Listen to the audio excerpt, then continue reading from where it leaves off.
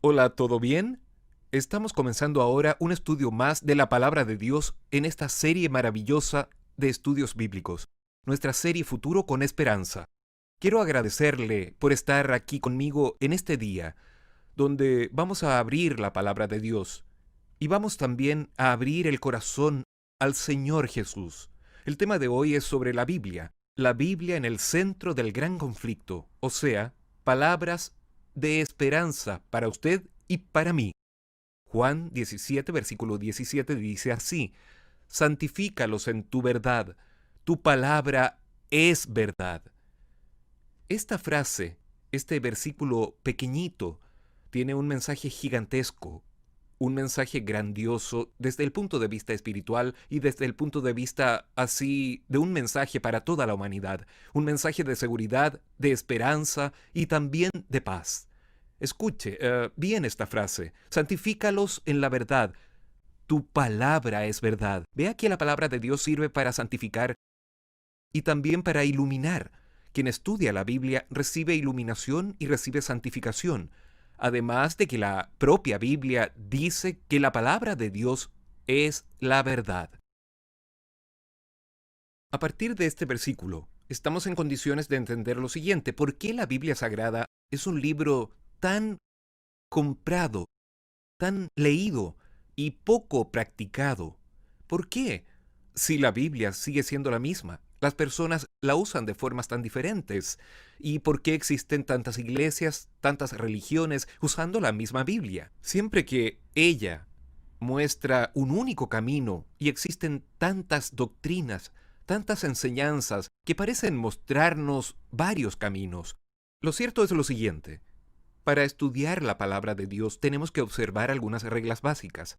Primero, un recordatorio de lo general de la palabra de Dios, una visión general. Vamos a recordar algunas cosas. En los estudios pasados dijimos que la Biblia tiene 66 libros, 39 en el Antiguo Testamento, 27 en el Nuevo. ¿Lo recuerda? 40 personas escribieron toda la palabra de Dios y quedó lista en un periodo de 1600 años aproximadamente.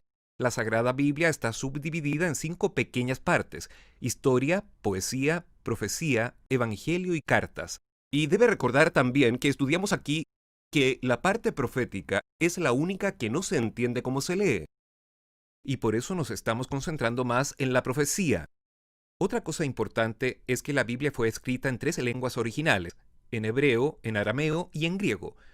Está dividida entre capítulos y versículos. Capítulo número grande, versículo número pequeño. Todo esto ya lo estudiamos, ahora solo estamos repasándolo. Recordado esto, entendido esto, ahora tenemos que avanzar un poco más. Quiero que preste atención a un texto increíble que está en el libro de Apocalipsis. Apocalipsis 22, versículos 18 y 19. Este texto habla muy claramente sobre la propia Biblia, la veracidad de ella y la importancia de cómo debemos estudiarla. Yo testifico a todo aquel que oye las palabras de la profecía de este libro: si alguno añadiere a estas cosas, Dios traerá sobre él las plagas que están escritas en este libro. Y si alguno quitare de las palabras del libro de esta profecía, Dios quitará su parte del libro de la vida y de la santa ciudad y de las cosas que están escritas en este libro. Se da cuenta de que el propio libro del Apocalipsis llama nuestra atención al hecho de que no podemos añadir y no podemos quitar absolutamente nada de la Biblia. Recuerde, son 1189 capítulos, 31.102 versículos, y no podemos añadir y no podemos quitar nada. Es decir, debemos aceptar la Biblia tal como es, la palabra de Dios integral, Antiguo y Nuevo Testamento, exactamente como Dios nos la dejó. Ante este texto del Apocalipsis de que no se puede añadir ni quitar, quiero que presten atención al libro del Génesis. Vea, del Apocalipsis nos vamos al Génesis. Génesis capítulo 3. Aquí hay un texto interesante. Es más, voy a empezar del capítulo 2, Génesis 2, versículo 7.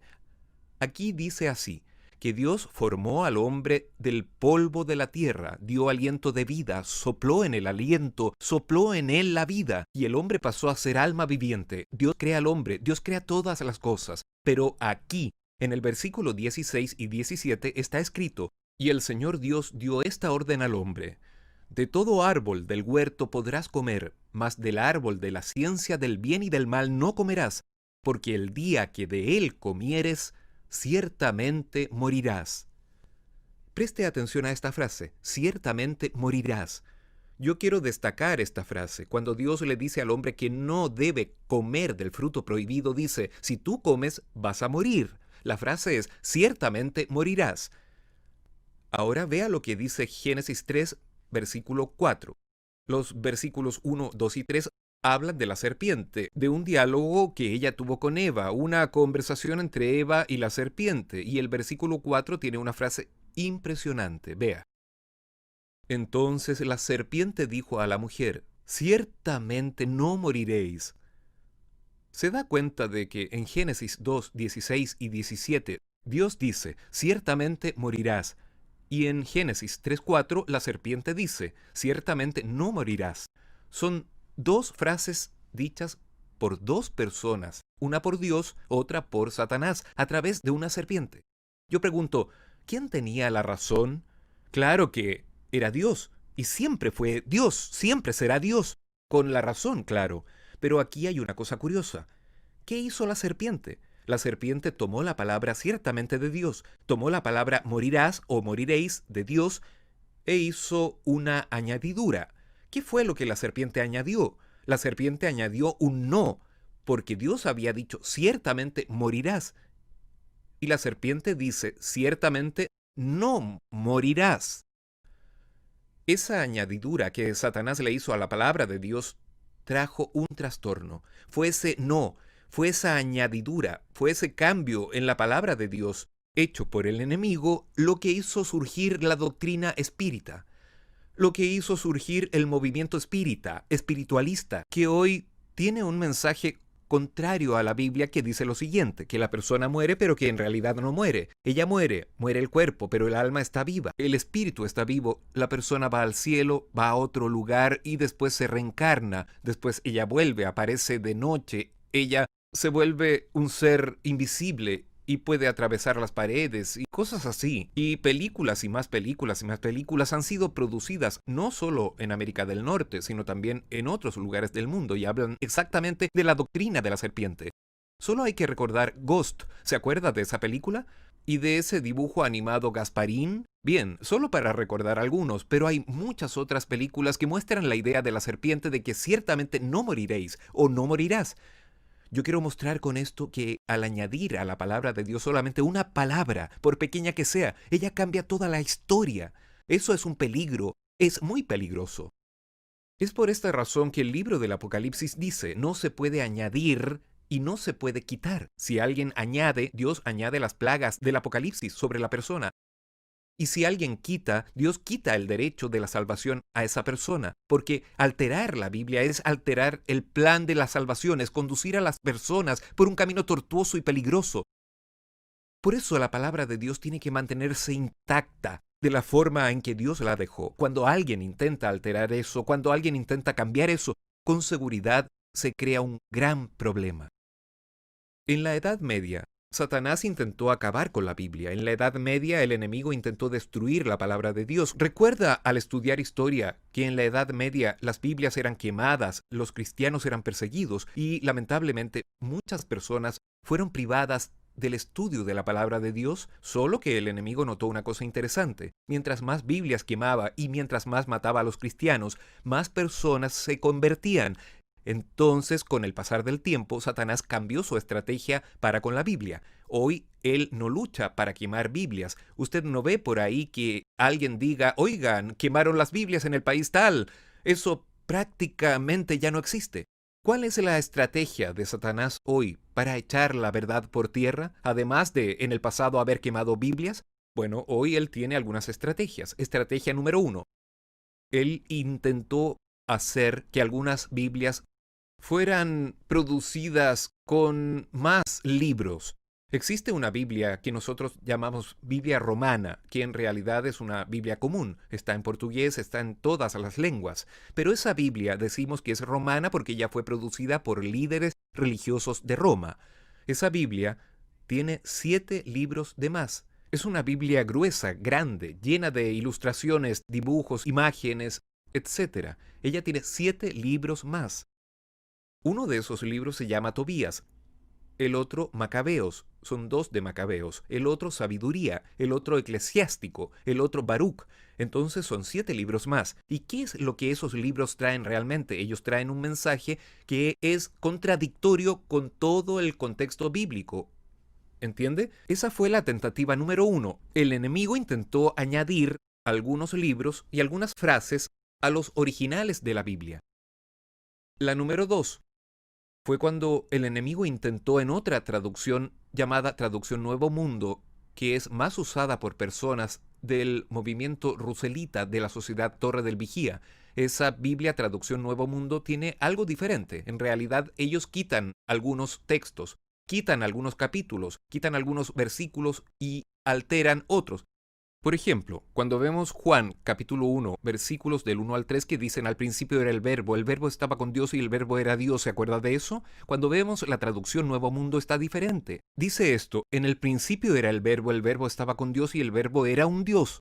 Y además de poner ponen la palabra Dios con D minúscula. Con eso ellos cambian el original y cambian el texto bíblico. Y además de eso, cuando ellos citan, por ejemplo, a Juan capítulo 8, en el caso de Juan capítulo 8, la historia de María Magdalena, ellos quitaron el capítulo 8 de la Biblia. No está ahí.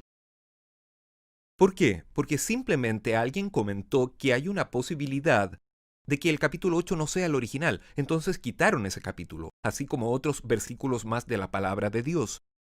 Vean, algunos añaden y otros quitan.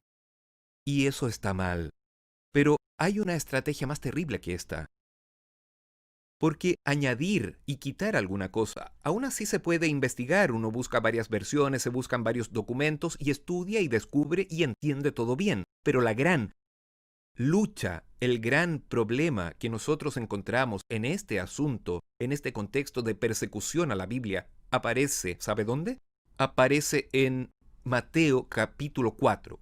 Cuando Jesús fue tentado en el desierto, aquellas 3 tentaciones. Recuerde, Mateo capítulo 4 dice, la primera tentación fue, si tú eres hijo de Dios, transforma las piedras en panes. Ahí Jesús dijo, está escrito, no solo de pan vivirá el hombre, sino de toda palabra que salga de la boca de Dios. Cuando Jesús dice, está escrito, Jesús cita la Biblia, ¿bien? Entonces, en la segunda tentación, Satanás usa la Biblia también y dice, si tú eres hijo de Dios, lánzate hacia abajo, porque está escrito que Dios enviará a sus ángeles y ellos te tomarán las manos para que no tropieces con tus pies en piedra. Es decir, en la segunda tentación, Satanás dice, está escrito, él usa la Biblia. Y en la tercera tentación, Satanás ya no usa más la Biblia, pero Jesús sigue usando la Biblia. Lo que quiero decir con esto es que en la tentación, Satanás dejó escapar, él dejó claro para todos nosotros cuál sería su estrategia en estos últimos días. Y la estrategia de él es justamente llevar a las personas a cambiar la palabra de Dios, a alterar la palabra de Dios. Usted vio que cuando él citó el texto para Jesús, él dijo esto, si eres hijo de Dios, salta, lánzate de aquí para abajo porque Dios enviará a los ángeles, y eso está escrito en su palabra. Y de hecho, lo que Satanás dijo está escrito en el Salmo 91. Interesante, el Salmo 91 es el salmo que las personas usan para destruir, para expulsar a Satanás. Eso es lo que las personas hacen. Solo que el enemigo usó el mismo Salmo 91